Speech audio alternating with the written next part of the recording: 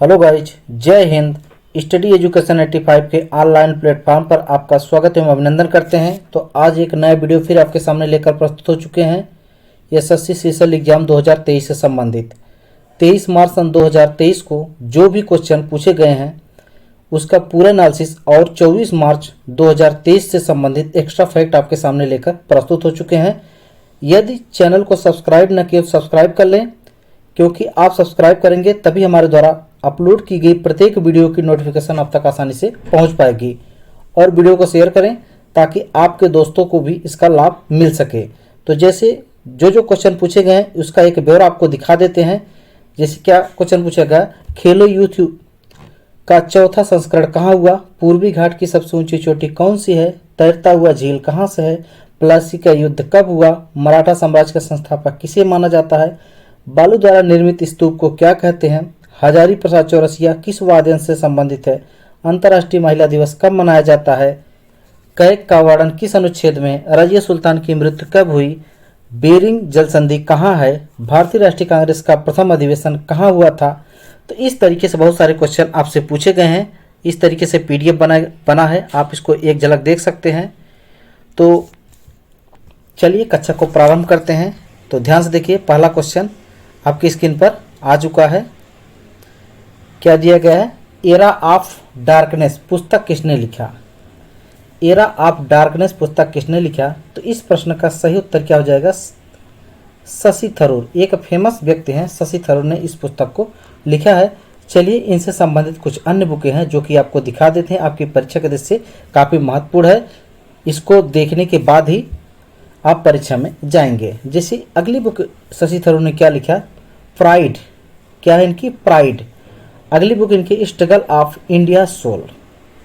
N era of darkness इन्हीं की book है। अंबेडकर साहब के बारे में उन्होंने एक बुक लिखा, अंबेडकर ए लाइफ आगामी। अंबेडकर ए लाइफ आगामी। एक व्यक्ति और फेमस है, इनकी भी बुकों को आप याद करके जाएंगे। जैसे क्या नाम? अरुंधति राय।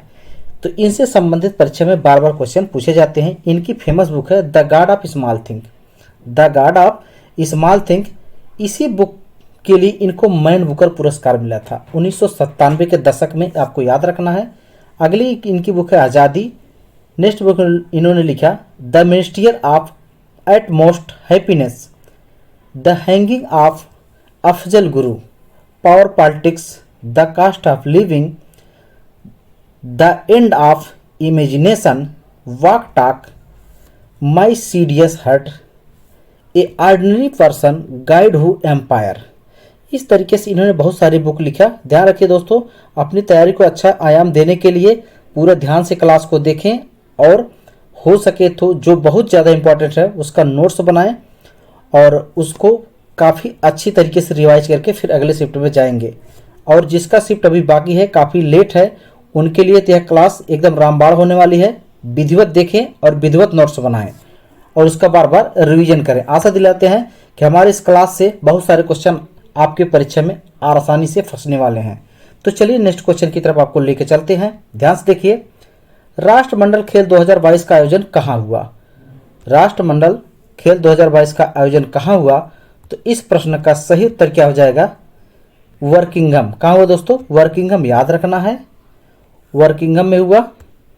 तो इसके विषय में थोड़ा चलिए समझाते हैं आपको कि इसका मुख्य उद्देश्य क्या है। मानवता, समानता, नियति। अगर पूछेगा इसका मुख्यालय कहाँ है तो आपको याद रखना है लंदन संयुक्त राजशाही। लंदन संयुक्त राजशाही में इसका मुख्यालय है। अगर राष्ट्रमंडल का सचिवालय पूछे तो कहाँ पर है? माननीय माइकल फेनेल ओजे सीडी में है। ये भी आपको याद करना है। तो चलिए इससे संबंधित कुछ विशेष तथ्य आपको बता देते हैं जो कि आपकी परीक्षा के दृष्टि से एकदम बेजोड़ होने वाला है। राष्ट्रमंडल खेल या कॉमनवेल्थ गेम एक अंतर्राष्ट्रीय बहु खेल प्रतियोगिता है जिसमें राष्ट्रमंडल देशों के एथलीट शामिल होते हैं। अगला फैक्ट क्या है? यह आयोजन पहली बार 1930 में हुआ, यानी इसका प्रारंभ 1930 में हुआ। तब से यह हर साल मतलब चौथे वर्ष, मतलब प्रत्येक 4 वर्ष में यह एक बार आयोजित किया जाता है। राष्ट्रमंडल खेल 1930 से 1950 तक के दशक में इसको क्या कहा गया? British empire game. और इसके बाद अगर पूछेगा 1954 से 1966 तक ब्रिटिश एम्पायर कॉमनवेल्थ गेम्स इसका नाम दिया गया। 1970 से 1974 तक इसका नाम ब्रिटिश कॉमनवेल्थ गेम के नाम से भी जाना गया। ध्यान रखिए, ये आपसे पूछ सकता है कब से कब तक इसका क्या नाम था। अगला क्वेश्चन आपसे एसएससी द्वारा क्या पूछा गया, सोडियम का एटॉमिक नंबर क्या है। सोडियम का एटॉमिक नंबर क्या है, तो इस प्रश्न का सही उत्तर क्या हो जाएगा, सोडियम का एटॉमिक नंबर 11 है। कितना है, 11 आपको याद करके जाना है। तो कुछ अन्य तत्व हैं दिए गए हैं जिसका एटॉमिक नंबर है, आप ये भी ध्यान से देखिए। जैसे हाइड्रोजन हो गया, हाइड्रोजन का एटॉमिक नंबर 1 है, हीलियम का 2 हो गया, लिथियम का 1 हो गया, इसी सा बेरियम हो गया, कार्बन हो गया, नाइट्रोजन हो गया, ऑक्सीजन हो गया, नियान हो गया, सोडियम हो गया, मैग्नीशियम हो गया। ये सब आपको याद करके जाना है, आपसे कोई भी पूछ सकता है, तो ध्यान रखना। चलिए नेक्स्ट की तरफ आपको लेके चलते हैं। अगला क्वेश्चन आपसे पूछा गया, तैरता हुआ झील कहाँ पर स्थित है। तैरता हुआ झील कहाँ पर स्थित है, तो इस प्रश्न का सही उत्तर हो जाएगा मणिपुर। कहाँ पर है, मणिपुर। मणिपुर में एक लोकटक झील है। कौन सी झील है, लोकटक झील है, जिसे तैरते हुए झील के नाम से जाना जाता है। तो लोकटक झील के विषय में अब इस मैप में आपको दिखाते हैं। यहाँ पर है मणिपुर। मणिपुर में ये आप देख पा रहे होंगे कि लोकटक झील है, जिसे क्या कहते हैं, तैरता हुआ झील। इसी पर एक तैरता हुआ उद्यान भी है, ये भी आपको याद रखना है। यहाँ पर एक झील आप देख पा रहे हैं, आशा करते हैं कि उड़ीसा में है, जिसे चिल्का झील कहते हैं। चिल्का झील कहते हैं, यह खारे पानी की भारत की सबसे बड़ी झील है, ये भी आपको याद रखना है। अगर पूछेगा किस तरह की झील का उदाहरण है, ये दोस्तों याद रखना, ये आपके लैगून झील का उदाहरण है। लैगून से मतलब है समुद्र से सटी हुई खारे पानी की झील है, ध्यान रखना। अगला क्वेश्चन, अगला आपकी एक झील दिया गया है, कोलेरू झील। कोलेरू ये बहुत फेमस झील है, आंध्र प्रदेश में है। कहाँ पर है, आंध्र प्रदेश में, आपको याद रखना कोलेरू झील। इसके बाद अगला तेलंगाना में एक झील आपको याद रखना, हुसैन सागर। ये आप किससे क्वेश्चन बन सकता है। पुलिकेट झील तो सबसे हाईलाइट है, पुलिकेट झील के विषय में थोड़ा समझ लीजिए। पुलिकेट झील जो है उड़ीसा और आंध्र प्रदेश के बॉर्डर लाइन पे है, और इस झील की विशेषता है, इसी झील पर एक हरिकोटा द्वीप है। क्या है, हरिकोटा द्वीप पर, जिसपे भारत का अंतरिक्ष एवं प्रशिक्षण केंद्र, मतलब अंतरिक्ष प्रक्षेपण केंद्र यानी इसरो स्थित है। ध्यान रखना, जहां से इसरो का उपग्रह लॉन्च किया जाता है, तो किस झील में है, पुलिकेट झील में है। किस द्वीप पर है, श्री हरिकोटा द्वीप पर। कहां पर, आंध्र प्रदेश में। ये भी आपको दोस्त विशेषकर याद रखना है। इधर आपको लेके आते हैं केरल में। केरल में आपको 2 झील आपको विशेषकर याद रखना है, एक वेम्बनाड झील, एक अष्टमुदी झील। एक वेम्बनाड झील, एक अष्टमुदी झील, दोनों किस प्रकार की झील का उदाहरण है, ये आपको याद रखना है। ये दोनों कयाल झील का उदाहरण है। इसी झीलों के संदर्भ में आपसे क्वेश्चन पूछ सकता है, पूछा भी गया है कि भारत का कौन सा तट कयाल है। इन्हीं झीलों की वजह से जो मालाबार तट है भारत का, उसे कयाल तट भी कहते हैं, ये आपको याद करके जाना है। कर्नाटक में एक झील आपको याद रखना है, बेलांडूर। बेलांडूर झील कर्नाटक में है। ऊपर आप आएंगे महाराष्ट्र में। महाराष्ट्र में जैसे पोई झील हो गया, लोनार झील हो गया, ये सब आपको याद करके जाना महाराष्ट्र में। अब जैसे राजस्थान में आप आ सकते हैं। राजस्थान में जयसमंद हो गया, पिछोला हो गया, राजसमंद हो गया, ये सब राजस्थान के हैं। आप जैसे उसके ऊपर आएंगे आप, और जैसे जम्मू कश्मीर पहुंच गए, बुलर झील हो गया, आपकी नागिन झील हो गया, और मानस वल झील हो गया। इस तरीके से बहुत सारी झीलें हैं। तो आशा करते हैं झीलों से संबंधित जो भी तथ्यात्मक जानकारी थी आप समझ चुके होंगे। चलिए नेक्स्ट क्वेश्चन की तरफ आपको लेकर चलते हैं, जो कि एसएससी द्वारा पूछा गया कि 1885 में कांग्रेस अधिवेशन में कितने लोग शामिल थे। तो 1885 में कांग्रेस अधिवेशन में कुल 72 लोग शामिल थे। इसके विषय में थोड़ा समझ लीजिए। 1885 का भारतीय राष्ट्रीय कांग्रेस का अधिवेशन हुआ, यह कहाँ पर हुआ था, यह पूना में हुआ था। इसके पहले प्रस्तावित था, तो मतलब वहाँ पर प्लेग फैल जाने की वजह से वहाँ पर कैंसिल हो गया। लास्ट में यह पूना में इसका आयोजन किया गया।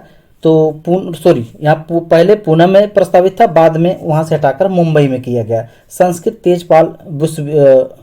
विश्वविद्यालय था, उसी में इसका आयोजन किया गया था। तो अगर पूछेगा इसकी अध्यक्षता कौन की था, भीमसेन बनर्जी। अगर इसके जो फाउंडर अगर पूछा जाए किसका मत था, तो याद रखना एओ होम नामक एक अंग्रेज था, उसी के मेन फोकस के माध्यम से इसका मतलब जो निर्माण किया गया। शुरुआत में इसका नाम जो दिया गया था भारतीय राष्ट्रीय संघ, शुरुआत में इसका नाम था भारतीय राष्ट्रीय संघ, लेकिन एक भारतीय प्रतिष्ठित व्यक्ति थे दादा भाई नौरोजी।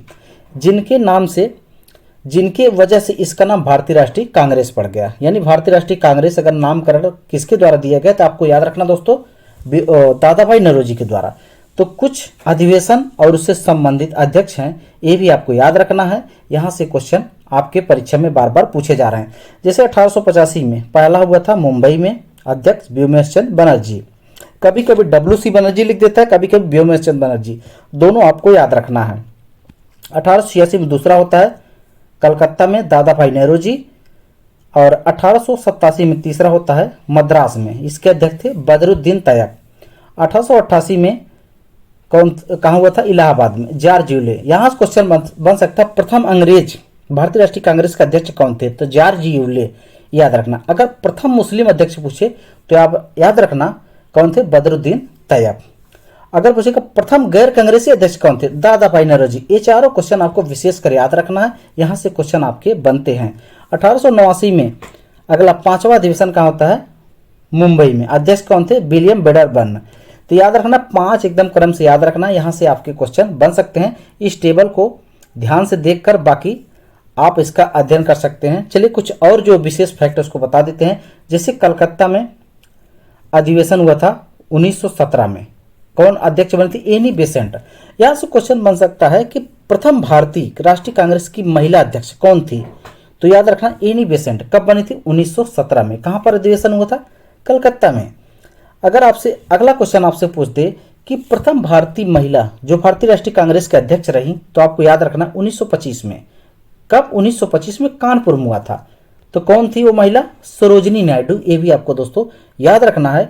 1924 भी एक विशेष आपके लिए महत्वपूर्ण है, बेलगाम हुआ था कर्नाटक में, महात्मा गांधी इसकी अध्यक्षता किए थे। यहाँ से क्वेश्चन बनता है कि भारतीय राष्ट्रीय कांग्रेस का एकमात्र अधिवेशन की अध्यक्षता कौन किए थे, महात्मा गांधी। वह अधिवेशन कहाँ हुआ था, तो बेलग्राम में। कब, 1924 में। ये आपको याद रखना है। चलिए तो नेक्स्ट क्वेश्चन की तरफ आपको ले चलते हैं। अगर और भी जानना है तो आप इसको पुश करके इसको अच्छी तरीके से देख सकते हैं। पूरा टेबल है, लगभग जितने भी थे पूरा यहाँ पर दे दिया गया है। अगला क्वेश्चन आपसे क्या पूछा गया, ध्यान से देखिए कि बेरिंग जल संधि किस किस को जोड़ती है, किस किस को अलग करती है। बेरिंग जल संधि किसको किसको जोड़ती है, किसको किसको अलग करती है। पहले जल संधियाँ होती क्या है इसको समझ लीजिए। हमेशा जल संधियों से आपको याद रखना है, ये हमेशा 2 जलों को जोड़ती हैं और 2 स्थल खंडों को अलग करती हैं। तो चलिए इसी संबंधित विथ मैप आपको एक दिखाते हैं कि कौन कौन सी जल संधि क्या क्या है। ध्यान से देखिए, यहाँ पर एक दिया डेविस जल संधि। क्या है, डेविस जल संधि। यहाँ से क्वेश्चन बनता है डेविस जल संधि किसको किसको जोड़ती है और किसको किसको अलग करती है। तो याद रखना है कि बेरिंग सागर को अटलांटिक महासागर से जोड़ती है और साथ साथ ग्रीनलैंड को कनाडा से अलग करती है। ये दोनों आपको याद रखना है, किसका, बेरिंग जल संधि। अगला जल संधि आपकी बन सकती है पनामा जल संधि। पनामा जल संधि से आप याद रखना है अटलांटिक को प्रशांत से जोड़ती है और उत्तरी अमेरिका को दक्षिणी अमेरिका से अलग करती है। ये आपको विशेषकर याद रखना है। यहाँ पर एक जल संधि जिब्राल्टर जल संधि। इस जल संधि से यहाँ से क्वेश्चन बनता है, इस जल संधि क्या कहते हैं, भूमध्य सागर की कुंजी कहते हैं। भूमध्य सागर की कुंजी कहते हैं। तो यहाँ से एक तथ्य और आपको बता देना चाहते हैं कि भूमध्य सागर की जब कुंजी है तो कुंजी हमेशा रूम के गेट पर लगेगी ताला के साथ। तो याद रखना, तो भूमध्य सागर क्या कहते हैं, रूम सागर। देखना यहाँ पर डोवर जल संधि आपको याद रखना है। इसके बाद डेनमार्क जल संधि आप याद कर सकते हैं। चलिए कुछ और महत्वपूर्ण जल संधि यहाँ पर दिया गया, ध्यान से देखेंगे। यहाँ पर दिया गया है टेरा डेल फ्यूगो। टेरा डेल फ्यूगो के पास में एक जल संधि जिसको मेगलन जल संधि कहते हैं, मेगलन, ध्यान रखना।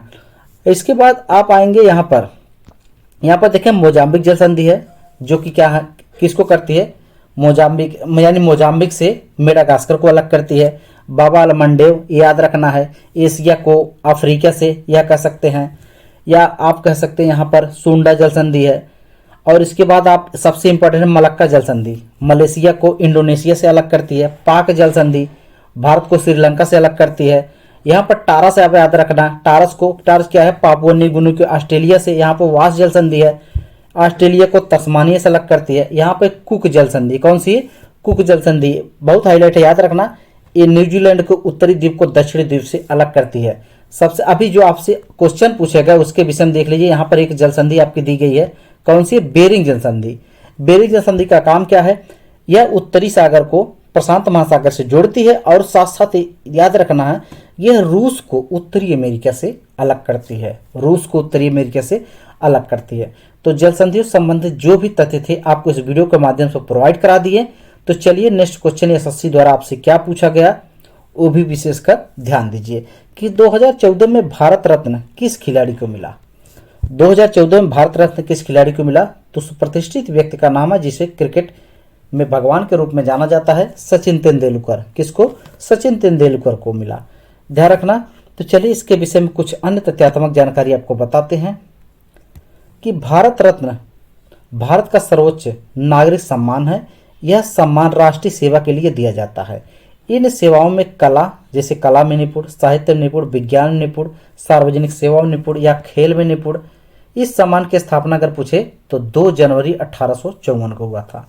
कब हुआ था? 2 जनवरी 1854 का भारत के तत्कालीन राष्ट्रपति श्री राजेंद्र प्रसाद द्वारा की गई थी। ध्यान रखना। चलिए नेक्स्ट क्वेश्चन की तरफ आपको लेके चलते हैं। आप इसको देख सकते हैं। या भारत रत्न से संबंधित सबसे बड़ा जो भी अब तक जितने भी लोग भारत रत्न पा चुके हैं उसका एक विस्तृत ब्यौरा। जैसे 1954 में डॉक्टर सर्वपल्ली राधाकृष्णन हो गए, 54 में ही चक्रवर्ती राजगोपालाचारी हो गए, 54 में ही डॉक्टर चंद्रशेखर वेंकटरमण हो गए, 55 में डॉक्टर भगवान दास हो गए, 55 में मोचगुंडन हो गए और 55 में जवाहरलाल नेहरू हो गए। फिर 57 में गोविंद बल्लभ पंत हो गए। अभी जो आपने देखा इनका क्या नाम, सचिन तेंदुलकर जी का, यहाँ आप देख सकते हैं। हम आपको यहाँ पर एक नज़र दिलवाते हैं। सचिन तेंदुलकर को 2014 में ये देखिए सचिन तेंदुलकर को भारत रत्न मिल चुका है। 2014 में मदन मोहन मालवीय जी को भी मिला है और इसके बाद 2014 में अटल बिहारी वाजपेयी जी को भी भारत रत्न मिल चुका है। 2013 में आप देखेंगे CNR राव को भी मिल चुका है। इस तरीके से 2001 में लता मंगेशकर जी को भारत रत्न मिल चुका है और 1999 अमर्त्य सेन यानी अर्थशास्त्र में भी इनको मिल चुका है। इस तरीके से आप इसको वीडियो को पुश करके देख सकते हैं अच्छे से अब तक जो भी भारत रत्न मिल चुका है। चलिए नेक्स्ट क्वेश्चन आपसे पूछा गया कि जल विद्युत मिशन किस मंत्रालय द्वारा लाया गया। जल विद्युत मिशन किस मंत्रालय द्वारा लाया गया? इस तरीके से इसका लोगो है, ध्यान रखना है।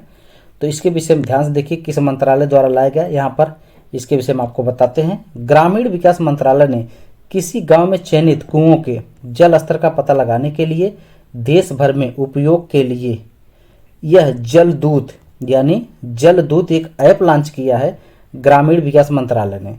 तो किसके द्वारा? ग्रामीण विकास मंत्रालय द्वारा यह लाया गया। ये आपको याद रखना है। किस ऐप से? जल दूत ऐप के माध्यम से।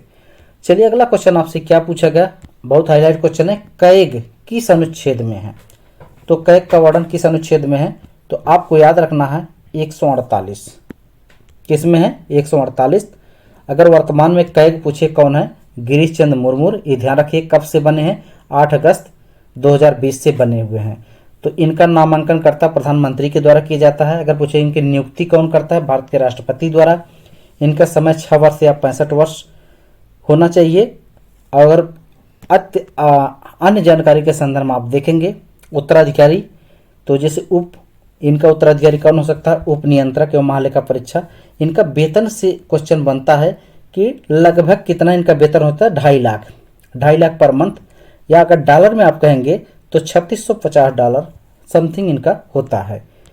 इसके विषय में चलिए कुछ अन्य अनुच्छेद है, ये आप देख सकते हैं। यहाँ से भी क्वेश्चन बन सकता है। अनुच्छेद 21 प्रारंभ दैहिक स्वतंत्रता से संबंधित है। 21 का 6 से 14 वर्ष बच्चों के लिए निःशुल्क एवं अनिवार्य शिक्षा की बात करता है। अनुच्छेद जैसे 44 या बात करके जा सकते हैं। समान नागरिक संहिता की बात कर रहा है। 48 भी याद करके जा सकते हैं। कृषि एवं पशुपालन संबंधित है। 108 विशेष है, आपको याद करके जा सकते हैं। संयुक्त अधिवेशन संबंधित है। 123 राष्ट्रपति द्वारा अध्यादेश की बात कर रहा है। 148 भारत के नियंत्रक एवं महालेखा परीक्षक, अभी जो बात की उसकी। 153 याद कर सकते हैं। 214 भी हाईलाइट, यानी कि इसमें जो भी दिए गए हैं एकदम आपकी परीक्षा के दृष्टि से एकदम विशेष हाईलाइट है। अब तक लगभग कई शिफ्टों में पूछे जा चुके हैं। आप जैसे देखते हैं एसएससी जीडी में पूछा गया। एसएससी आपके उसमें क्या नाम है सीआरपीएफ संबंधित कई एग्जाम में पूछा गया, तो ध्यान रखना। और सीजीएल में भी पूछे गए, इसलिए यहाँ पर भी पूछे जाने की प्रबल संभावना है। तो इस तरीके से अगला क्वेश्चन आपके स्क्रीन पर आ चुका है। बहुत हाईलाइट क्वेश्चन है, आपको इसको विशेषकर ध्यान देना। रजिया सुल्तान की मृत्यु कब हुई? रजिया सुल्तान की मृत्यु कब हुई? मध्यकालीन भारत में ये एक ऐसी महिला थी जो शासिका के रूप में जानी जाती है। तो चलिए इसके विषय में थोड़ा समझते हैं। रजिया सुल्तान देखने में इस तरीके से महिला है। तो शासन अवधि इनकी 1236 से 1240 तक रहती है, मात्र 4 साल रहती है। तो इनका राज्याभिषेक कब होता है? 10 नवंबर 1236 को। तो ध्यान रखना, इनके पूर्व जो राजा थे नुकरुद्दीन फिरोज शाह, नुकरुद्दीन फिरोज शाह, इनके बाद के जो राजा हुए क्या नाम? मुइजुद्दीन बहराम शाह, यानी बहराम शाह को याद रखना है। तो अगर पूछेगा इनका जन्म कब हुआ और कहाँ हुआ, तो ये आपको याद रखना है। 1205 में इनका जन्म होता है और कहाँ पर? आपके उत्तर प्रदेश के बदायूं जिले में, उत्तर प्रदेश के बदायूं जिले में याद रखना इनका जन्म होता है। इनके निधन को लेकर जो क्वेश्चन पूछा गया, हरियाणा के कैथल में हुआ था, हरियाणा के कैथल में हुआ था 14 अक्टूबर 1240 को। तो इनके अगर पूछेगा समाधि जो बनाई गई, कहाँ पर बनाई गई? तो दिल्ली में इनकी समाधि, आप याद रखना, चांदनी चौक गेट के पास में इनकी समाधि बनाई गई है। किस घराना से संबंधित थी? गुलाम वंश। किस घराना से? गुलाम वंश। इनके पिता अगर पूछे, शम्स उद्दीन इल्तुतमिश इनके पिता हुआ करते थे। माता कुतुब बेगम अगर 21 धर्म से संबंधित थी, आपको याद रखना इस्लाम धर्म से संबंधित थी। नेक्स्ट क्वेश्चन आपसे क्या पूछा गया? मसौधरा मिसाइल किसने लॉन्च किया? मसौधरा मिसाइल किसने लॉन्च किया? तो याद रखना है, तो डीआरडीओ द्वारा लॉन्च किया गया। कहां से? चांदीपुर से। कहां पर? चांदीपुर से लॉन्च किया गया, याद रखना है। तो भारत की कुछ अन्य मिसाइलों के विषय में समझते हैं जो कि आपकी परीक्षा के दृष्टि से काफी महत्वपूर्ण है। तो पहले डीआरडीओ के विषय में थोड़ा समझ लेते हैं। वर्ष 1958 में रक्षा एवं विकास संगठन डीआरडीओ की स्थापना हुई। तो इसकी जो मिसाइलें हैं, जैसे आपके पृथ्वी मिसाइल है, इसकी विशेषता क्या है? जमीन से जमीन पर मार करने वाली बैलिस्टिक मिसाइल है। पृथ्वी फर्स्ट की मारक क्षमता आप अगर देखेंगे तो 150 किलोमीटर, कितनी? 150 किलोमीटर है। तो अपने साथ यह कुल 1000 केजी तक ले जा सकती है, ये भी आपको याद रखना है। इसके बाद आप धनुष, अगली मिसाइल धनुष के विषय में अगर समझना चाहें तो ध्यान से देखिए। धनुष यानी धनुष पृथ्वी सेकंड प्रक्षेपण का नौ सैनिक रूपांतर है।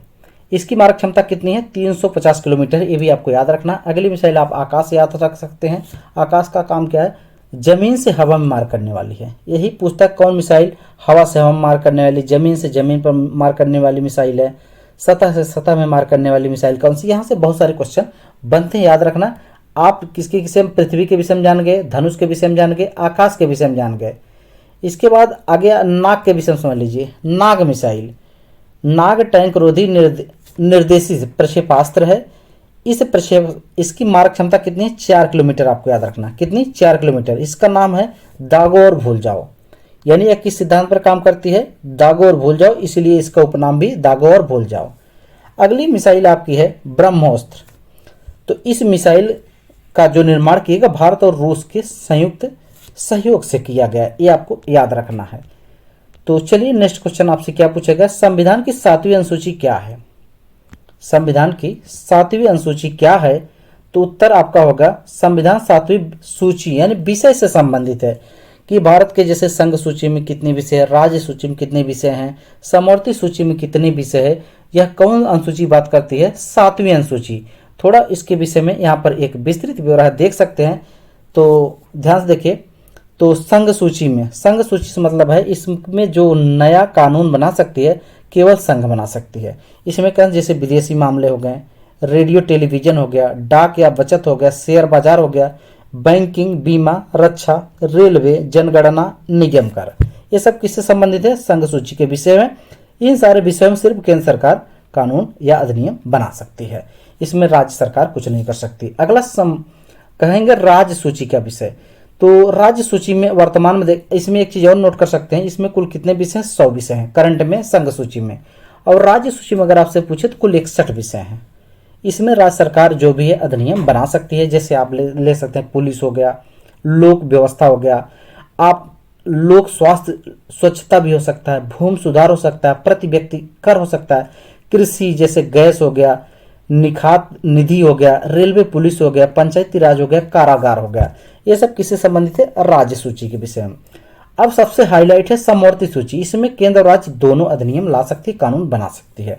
तो इसमें विषय कौन कौन शामिल किया गया? आर्थिक नियोजन हो गया, योजना आयोग हो गया, आपराधिक मामले हो गए, जनसंख्या नियंत्रण एवं परिवार नियोजन हो गया, शिक्षा हो गया, वन हो गया, विद्युत हो गया, दंड प्रक्रिया हो गया, विवाह हो गया, विवाह विच्छेद हो गया, सामाजिक नियोजन हो गया, गोद लेना, ये सब किसके विषय हैं? समवर्ती सूची के विषय हैं। इसमें संघ और राज्य दोनों कानून बना सकती हैं। इस चैप्टर से 100% क्वेश्चन हर शिफ्ट में पूछे जा रहे हैं, इसलिए इसको ध्यान से पढ़िए। चलिए नेक्स्ट क्वेश्चन की तरफ आपको लेकर चलते हैं, जो कि पूछा गया एसएससी द्वारा। तो उससे पहले इस टेबल को समझ लीजिए, सूचियों के विषय में थोड़ा सा, कि प्रथम अनुसूची क्या है? राज्य एवं केंद्र शासित प्रदेशों के नाम, उसकी सीमाएं। दूसरी अनुसूची क्या है? वेतन एवं भत्ते। तीसरी शपथ या प्रतिज्ञान। चौथी राज्यसभा में सीटों का आवंटन। पांचवी अनुसूची अनुसूचित जाति एवं अनुसूचित जनजाति क्षेत्रों से संबंधित है। छठी क्या है? असम, मेघालय, त्रिपुरा, जिसको एएमटीएम के नाम से जाना जाता है। सातवीं क्या है? संघ सूची, राज्य सूची, समवर्ती सूची, जिसके विषय में अभी आपको बता ही चुके हैं। अगर आप देखना चाहें, आठवीं में क्या है? भारतीय भाषाएं। भारतीय भाषाएं, भारतीय संविधान में 22 भाषाएं हैं, तो कौन बात करता है? यह संविधान की 8वीं अनुसूची, तो अनुच्छेद 343 से 351 तक समथिंग यह चाहता है। 9वीं अनुसूची क्या है? भूमि सुधार एवं जमींदारी का उन्मूलन से संबंधित है। 10वीं दल बदल लाया गया 10वीं अनुसूची। 11वीं आपकी पंचायती राज से संबंधित है।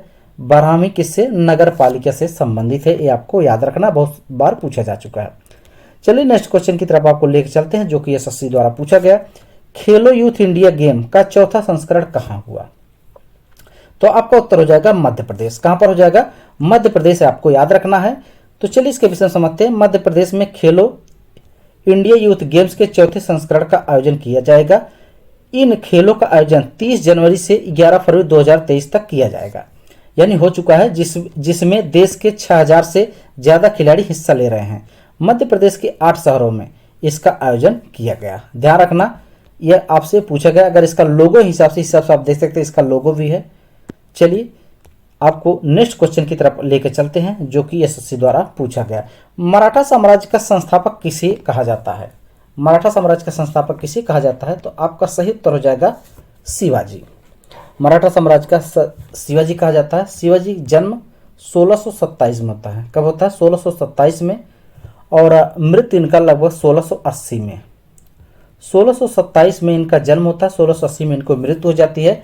अगर मराठा साम्राज्य का समय पूछे तो 1627 से 1818 तक, ये भी आपको याद रखना है। मराठा कब से कब तक? 1627 से 1618 तक, 1818 तक मराठा माना जाता है।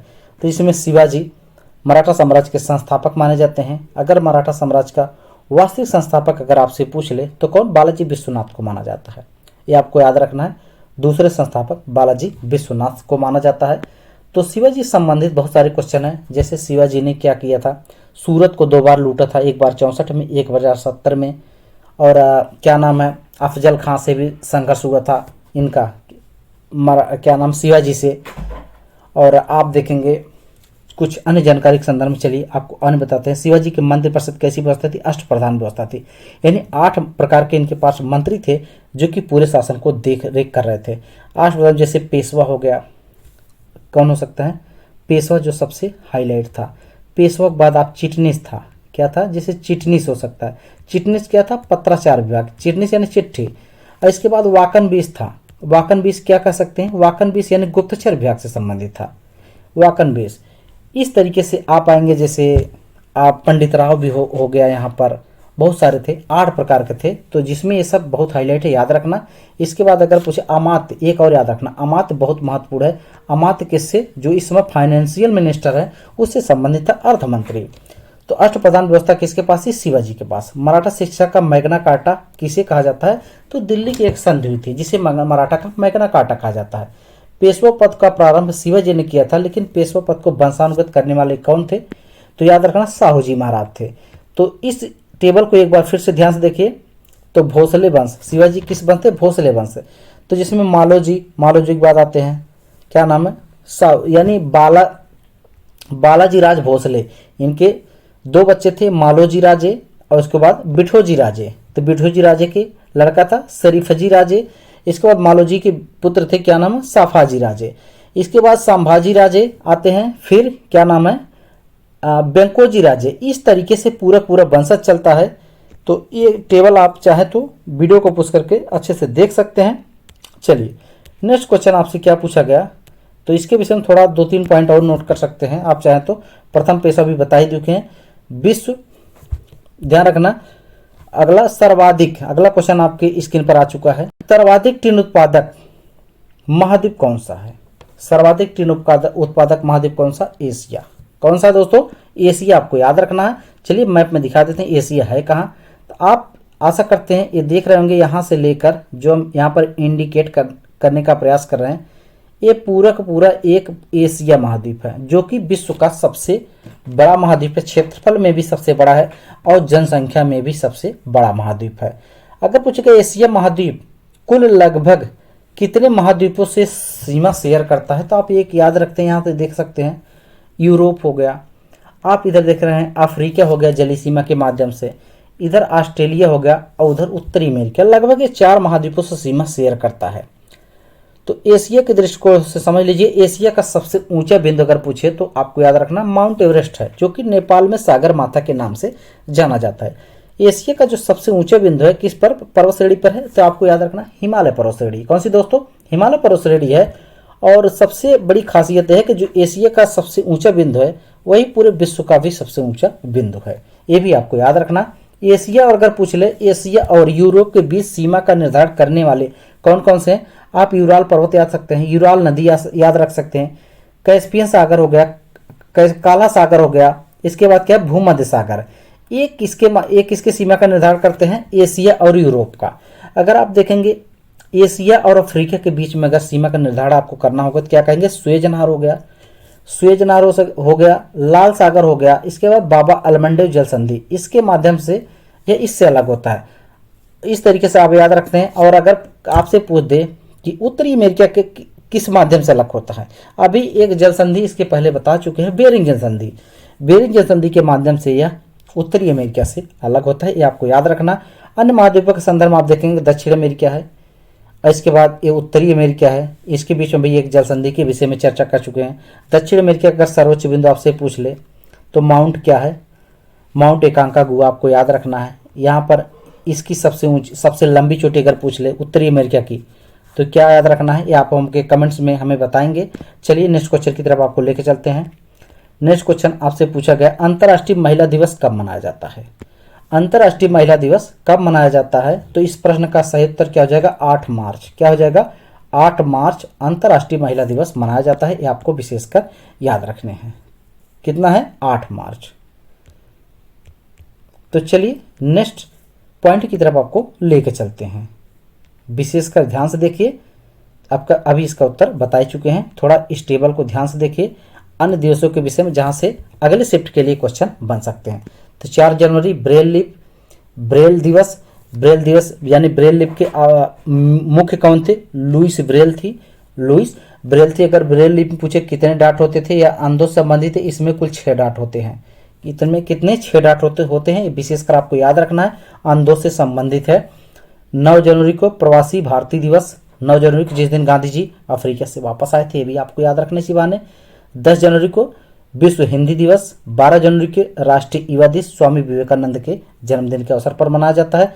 24 जनवरी अंतर्राष्ट्रीय शिक्षा दिवस, 25 जनवरी राष्ट्रीय मतदाता दिवस, 26 जनवरी गणतंत्र दिवस, किसको नहीं पता है? 2 फरवरी आर्द्रभूमि दिवस, 21 फरवरी अंतर्राष्ट्रीय मातृभाषा दिवस, 28 फरवरी राष्ट्रीय विज्ञान दिवस, 3 मार्च वन्य जीव दिवस, 8 मार्च अंतर्राष्ट्रीय महिला दिवस अभी जो आपने देख लिया, 26 अप्रैल विश्व बौद्धिक संपदा दिवस, 1 मई बहुत हाईलाइट याद रखना, कई बार पूछा गया, अंतर्राष्ट्रीय श्रमिक दिवस, ये 3 मई आपको याद रखना विश्व प्रेस स्वतंत्रता दिवस, 8 मई विश्व रेड क्रॉस दिवस, 22 मई आपको याद रखना अंतर्राष्ट्रीय जैव विविधता दिवस, 31 मई याद रखना तंबाकू निषेध दिवस।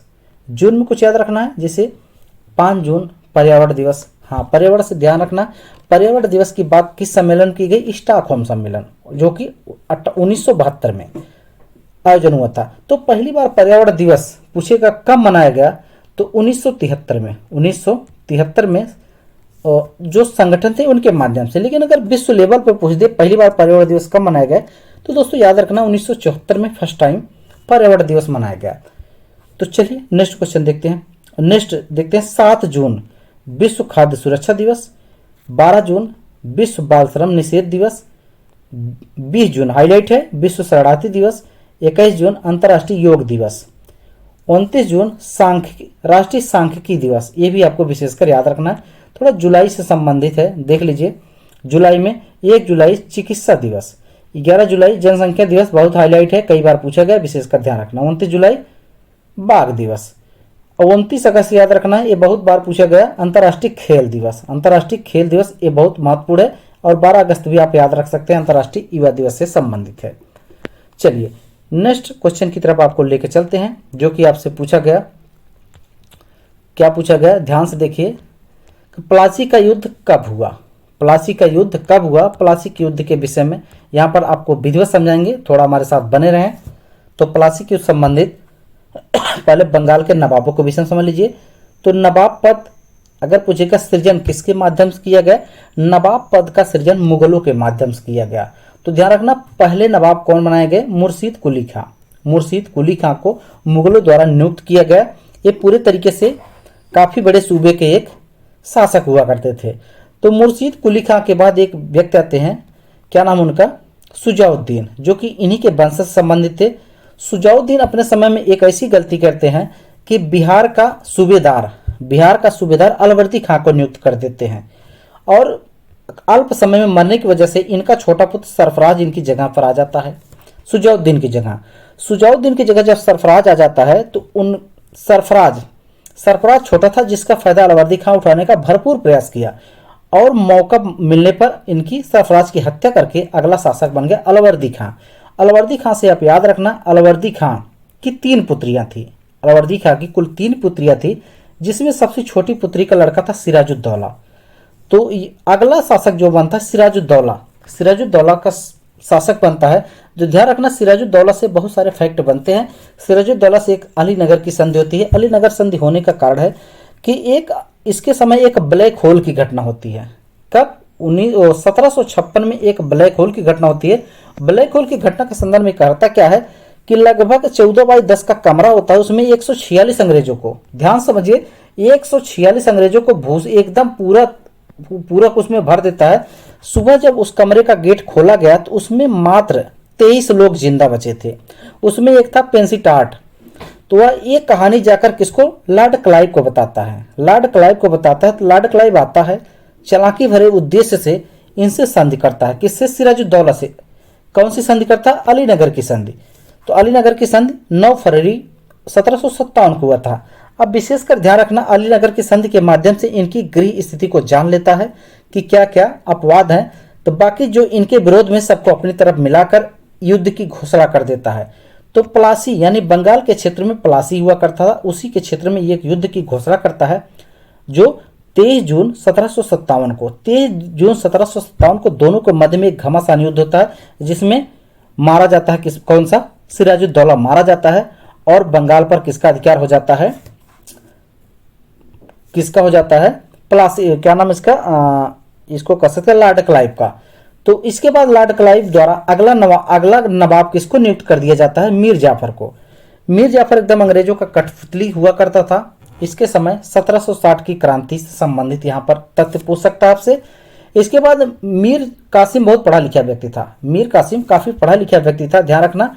तो यह मतलब अंग्रेजों से गुहार लगाकर स्वयं लालच अंग्रेजों को देकर अगला नवाब स्वयं बन जाता है। तो यह सबसे बड़ी है कि मात्र एक बार अंग्रेजों को कर देता है, इसके बाद हमेशा के लिए उसको कर नहीं देता है। और अपनी राजधानी, जो पहले उन लोगों की राजधानी बंगाल में हुआ करती थी, यह अपनी राजधानी मुर्शिदाबाद से मुंगेर बिहार में कर लिया, और वहां से शासन करना शुरू कर दिया।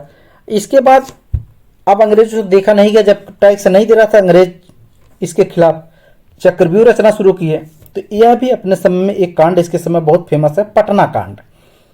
यह पटना कांड के माध्यम से कुछ अंग्रेजों को जान से मरवा देता है। तो इस संदर्भ में जब पटना कांड होता है, पटना कांड के बाद तो हेक्टर मुनरो के नेतृत्व में एक युद्ध की घोषणा की जाती है, जिसे कहते हैं बक्सर का युद्ध। बक्सर का युद्ध किसके मध्य होता है? मीर कासिम और हेक्टर मुनरो के बीच बक्सर का युद्ध होता है, जिसमें हेक्टर मुनरो को जीत मिलती है और क्या नाम है, मीर कासिम हार जाता है। ये आपको याद रखना है। नजमुद्दौला, नजमुद्दौला इसके बाद आते हैं। इनके समय इलाहाबाद की प्रथम संधि एवं इलाहाबाद की द्वितीय संधि होती है। प्रथम संधि के मुगलों के साथ होती है और द्वितीय संधि अवध के नवाब शाह आलम के साथ होती है। लास्ट जो बनते हैं, क्या नाम है इनका, सैफुद्दौला। ये भी आपको याद रखना है। चलिए, तो इस प्रश्न को आशा करते हैं आप समझ चुके होंगे। अगला क्वेश्चन आपसे पूछा गया, हरिप्रसाद चौरसिया किस वाद्य यंत्र से संबंधित हैं। हरिप्रसाद चौरसिया किस वाद्य यंत्र से संबंधित है, तो आपको याद रखना है। यहाँ पर एक विशेष टेबल आपको बना के दिए हैं। तो वादक हैं वाद्य यंत्र, हरिप्रसाद चौरसिया बांसुरी थे, शिव कुमार शर्मा संतूर वादक थे, ठाकुर भीखम सिंह मृदंग बजाते थे, बिस्मिल्लाह खां शहनाई बजाते थे, जाकिर हुसैन तबला बजाते थे। ये आपको याद रखना है। अजमत अली खां अगर पूछे तो क्या बजाते थे, सरोद। चलिए नेक्स्ट क्वेश्चन ध्यान से देखिए, तमिल का नववर्ष त्योहार किस नाम से जाना जाता है। तमिल का नववर्ष त्योहार किस नाम से जाना जाता है, वरुसा थिरप्पू। वरुसा थिरप्पू, ये विशेषकर आपको याद रखने हैं।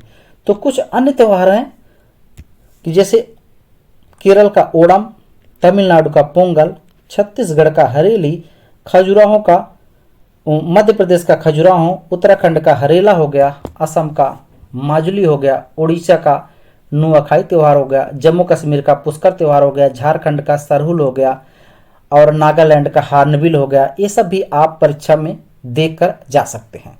तो चलिए नेक्स्ट क्वेश्चन आपसे क्या पूछा गया कि हवा के माध्यम से बालू द्वारा निर्मित स्तूप को क्या कहा जाता है। तो इसका सही उत्तर हो जाएगा बालू का स्तूप। क्या हो जाएगा, बालू का स्तूप। ये आपको विशेषकर याद रखना है। नेक्स्ट क्वेश्चन आपसे पूछेगा, पूर्वी घाट की सबसे ऊंची चोटी कौन सी है। पूर्वी घाट की सबसे ऊंची चोटी कौन सी है, तो याद रखना है झिंझागड़ा। झिंझागड़ा है कौन सी, पूर्वी घाट की सबसे ऊंची चोटी। कितनी ऊंची है, 1690 मीटर। 1690 मीटर। आप पश्चिमी घाट की सबसे ऊंची अगर पूछ रहे तो क्या उत्तर देंगे, पश्चिमी घाट। तो आपको याद रखना है अनाईमुड़ी। कौन सी हो जाएगी, पश्चिमी घाट की आपको याद रखना दोस्तों अनाईमुड़ी। तो अनाईमुड़ी किस पर्वत श्रेणी पर है, अनाईमुड़ी आपकी अन्नामलाई श्रेणी पर है। अगर पूछ ले महाराष्ट्र की सर्वोच्च चोटी कौन हो जाएगी, महाराष्ट्र कौन सी, कालसुबाई। कौन सी याद रखना, कालसुबाई किस श्रेणी पर है, तो हरिश्चंद्र श्रेणी पर। अगर उत्तर भारत की सर्वोच्च चोटी पूछ ले तो आपको याद रखना उत्तर भारत की, तो क्या हो जाएगा, केटू गाडविन ऑस्टिन। केटू गाडविन ऑस्टिन जो कि पीओके में है। भारत की अगर दूसरी सबसे ऊंची चोटी आपसे पूछ ले तो क्या उत्तर दे सकते हैं, कंचनजंगा जो कि सिक्किम में स्थित है। पूर्वोत्तर भारत की सबसे ऊंची चोटी आप पूछे तो क्या देंगे, नोकरेक जो कि गारो श्रेणी पर है। कहां पर, मेघालय में। ये भी आपको याद रखना है। चलिए नेक्स्ट क्वेश्चन आपसे क्या पूछा गया, विशेषकर ध्यान दीजिए। बेंगलुरु में एक्सपा समझौता किसके मध्य हुआ। बेंगलुरु में एक्सपा समझौता किसके मध्य हुआ, तो इसरो और ऑस्ट्रेलिया के मध्य। किसके मध्य, इसरो और ऑस्ट्रेलिया के मध्य। एक ग्राफ दिखाएंगे, इस समझौते से हम क्वेश्चन बनते आ रहे हैं, आप विशेषकर ध्यान रखना। यहां से आपके बहुत हाईलाइट क्वेश्चन बनने वाले हैं। तो यूरोपीय संघ व्यापक आधार वाला व्यापार और निवेश समझौता यानी BTIA अगर पूछे किसके मध्य, भारत और यूरोपीय संघ के मध्य। अगर CECA किसके मध्य, भारत और आसियान देश के मध्य। ये आपको याद रखना। आसियान देश में जैसे आपका ब्रुनेई हो गया, कंबोडिया हो गया, इंडोनेशिया हो गया, लाओस हो गया, मलेशिया हो गया, म्यांमार हो गया, फिलीपींस हो गया, थाईलैंड हो गया, वियतनाम हो गया।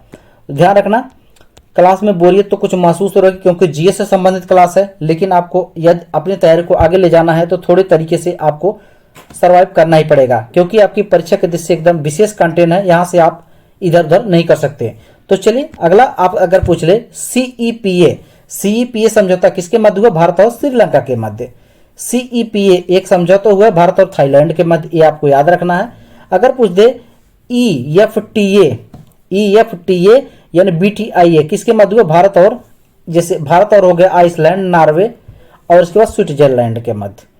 अगर आपसे पूछ ले EFTA समझौता किसके किसके मध्य हुआ, भारत और न्यूजीलैंड के मध्य।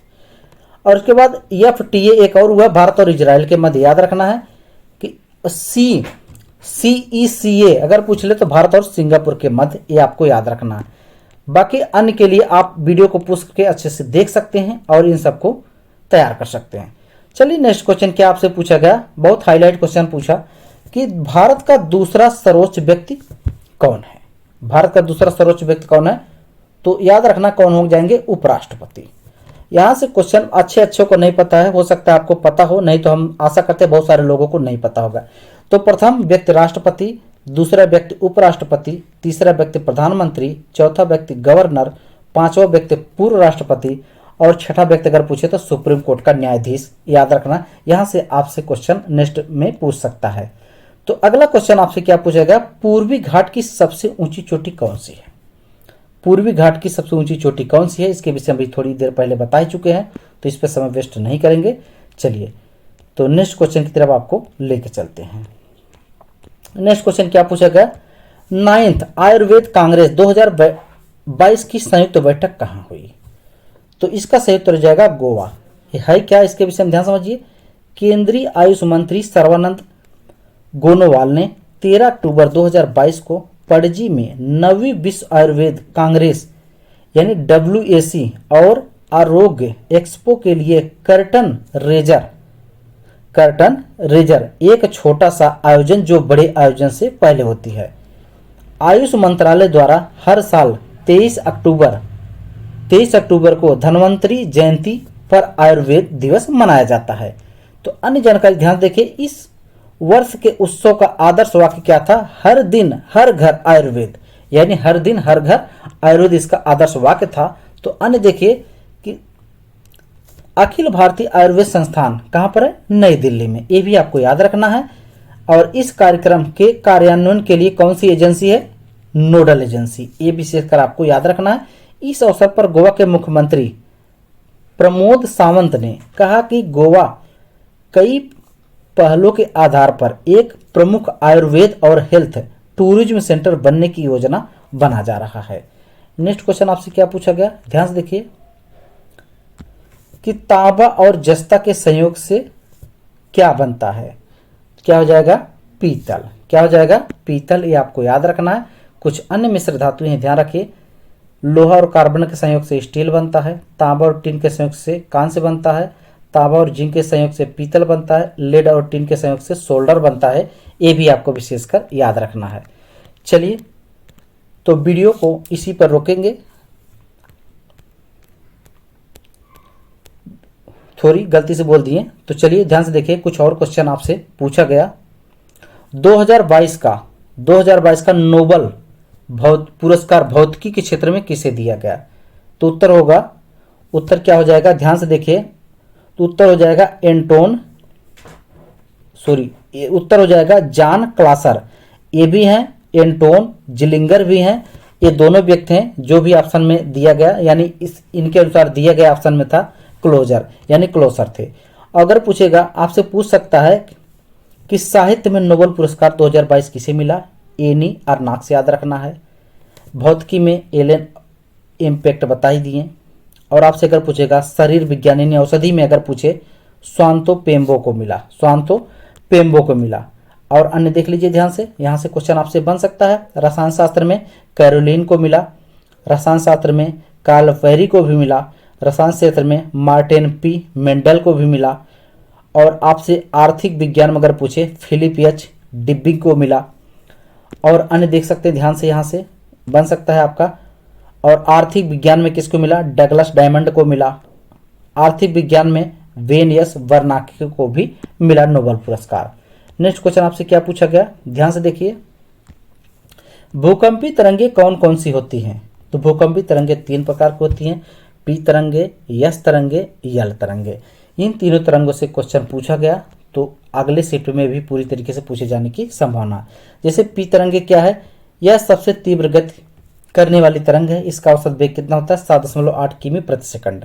इसमें अणुओं का कंपन तरंगों की दिशा आगे पीछे होता है, परंतु ये अनुदैर्ध्य तरंगे कहलाती हैं। ये भी आपको विशेष याद रखना। ठोस, द्रव, गैस तीनों माध्यम में यह गमन कर सकती है। सबसे बड़ी हाईलाइट यह है, इनका वेग ठोस में अधिकतम तथा गैस में न्यूनतम होता है। पी तरंगे हो गई। और ये आपकी यस तरंगों के विषय में ये केवल ठोस माध्यम में ही गुजर सकती हैं, अतः ये बाह्य कोर से आगे नहीं बढ़ सकती। इसका औसत वेग 4 किमी प्रति सेकंड होता है। ये अनुप्रस्थ तरंगे कहलाती हैं। ये अनुदैर्ध्य थी, ये अनुप्रस्थ तरंगे थी। चलिए नेक्स्ट देखते हैं यल तरंगों के विषय में। कौन सी? यल तरंगों के विषय समझ लीजिए। यल तरंगों का वेग सबसे कम यानी 1.5 से 3 किलोमीटर प्रति सेकंड होता है। ये धरातल पर सबसे अंत में पहुंचती हैं, जिसका भ्रमण उत्तल होता है। यह सर्वाधिक विनाशकारी होती है। ये भी आपको विशेषकर याद रखने हैं। तो चलिए कुछ अन्य देखते हैं। आपसे जो क्वेश्चन पूछा गया, छऊ लोकनृत्य किस राज्य से संबंधित है?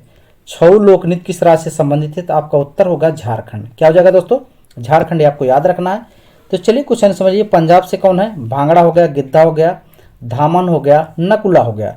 राजस्थान में घूमर हो गया, चक्री हो गया, गड़गौर हो गया, झूलन हो गया, लीला हो गया, घपाल हो गया, कालबेलिया, ये सब राजस्थान संबंधित। तमिलनाडु में जैसे भरतनाट्यम हो गया, कोट्टम हो गया, कवाड़ी हो गया, ये कहाँ से? तमिलनाडु संबंधित है। उत्तर प्रदेश में भी फेमस है। नौटंकी हो गया, रासलीला हो गया, कजरी हो गया, झोरा हो गया, चपेली हो गया, जैता हो गया। उत्तराखंड में आप गढ़वाली, कुमायूं, कजरी, रासलीला, छपेरी हो गया। गोवा में तरंगमूल हो गया, कोली हो गया, दिखनी हो गया, फुगदी हो गया, रणमाले हो गया, बहुत सारी हैं ये। और अन्य को चाहें तो आप वीडियो को पॉज करके देख सकते हैं। तो चलिए नेक्स्ट क्वेश्चन आपसे क्या पूछा गया? दूध का पीएच मान कितना होता है? दूध का पीएच मान कितना होता है? तो दूध का पीएच मान आपको याद रखना है। यहाँ पर इस टेबल में ध्यान से देखिए। तो दूध का पीएच मान कितना होता है? 6.4 होता है। जल का पीएच मान 7 होता है। सिरके का पीएच मान 3 होता है। मानव रक्त का पीएच मान 7.4 होता है। नींबू का 2.4 होता है। नमक का 7 होता है। शराब का 2.8 होता है। और आप देख सकते हैं जैसे यहाँ पर मानव मूत्र का 4.8 से 8.4 होता है। समुद्री जल का 8.5 होता है। आंसू का 7.4 होता है। मानव लार का 6.5 से 7.5 तक होता है। तो कुछ लोगों को ये भी नहीं पता होगा पीएच मान कैसे पता करते हैं। तो पीएच मान ध्यान रखिए, पोटेंशियल ऑफ हाइड्रोजन के माध्यम से पता करते हैं। किसके? Potential of hydrogen. जैसे हम एक ग्राफ बनाने का प्रयास करेंगे, यहाँ पर 7 हाइड्रोजन, यदि उसका पोटेंशियल ऑफ हाइड्रोजन का मान 7 है तो उदासीन होगा। 7 से कम है तो अम्लीय होगा। 7 से कम है क्या होगा? अम्लीय होगा। और 7 से अधिक है तो क्षारीय होगा। ये आपको याद रखना है। यानी जिसका मान 7 से कम है तो अम्लीय होगा, 7 से अधिक है क्षारीय होगा। तो अगर 7 है तो उदासीन होगा। ये आप याद रख सकते हैं। यानी नमक क्या है? उदासीन है। नमक क्या है? उदासीन है। जल क्या है? उदासीन है। ये भी आपको याद रखना है। चलिए नेक्स्ट क्वेश्चन आपसे क्या पूछा गया? अंतर्राष्ट्रीय सोलर एलायंस का मुख्यालय कहाँ है? तो उत्तर आपका हो जाएगा हरियाणा। कहाँ हो जाएगा दोस्तों? हरियाणा। चलिए इसके विषय में थोड़ा सा समझ लीजिए। तो इसका उद्देश्य क्या था? इसका bring together a group of nation to indoor clean energy sustainable environment public transport and climates. इसका मुख्यालय कहाँ पर है? गुरुग्राम हरियाणा में है। तो ध्यान रखना। स्थान पेरिस जलवायु सम्मेलन में, मतलब इसका गठन हुआ था किस सम्मेलन में? पेरिस जलवायु सम्मेलन में। भी आपको याद रखना है। तो इसकी विशेषता यह है कि इसका जो क्षेत्र कहाँ निर्धारित किया गया है, तो कर्क और मकर रेखा के बीच में। जैसे आप विषुवत में आप एक ग्लोब बनाना चाहेंगे, तो यहाँ पर अगर इसे विषुवत रेखा मान लें, ये ऊपर कर्क रेखा हो गई, ये मकर रेखा, ये 23.5 डिग्री उत्तरी है, 23.5 डिग्री उत्तरी है, ये 0 डिग्री है, ये 23.5 डिग्री दक्षिणी है। तो इन दोनों के मध्य इसका आयोजन किया गया। ये भी आपको याद रखना है। अगले सीट में आपसे पूछ सकता है कर्क और मकर रेखा के बीच में किस प्लांट का आयोजन किया गया है? तो सोलर प्लांट आपको याद रखना है। तो वीडियो को इसी पर रोकेंगे। आज के लिए बस इतना ही। धन्यवाद। Best of luck. व्यस्त रहें। मस्त।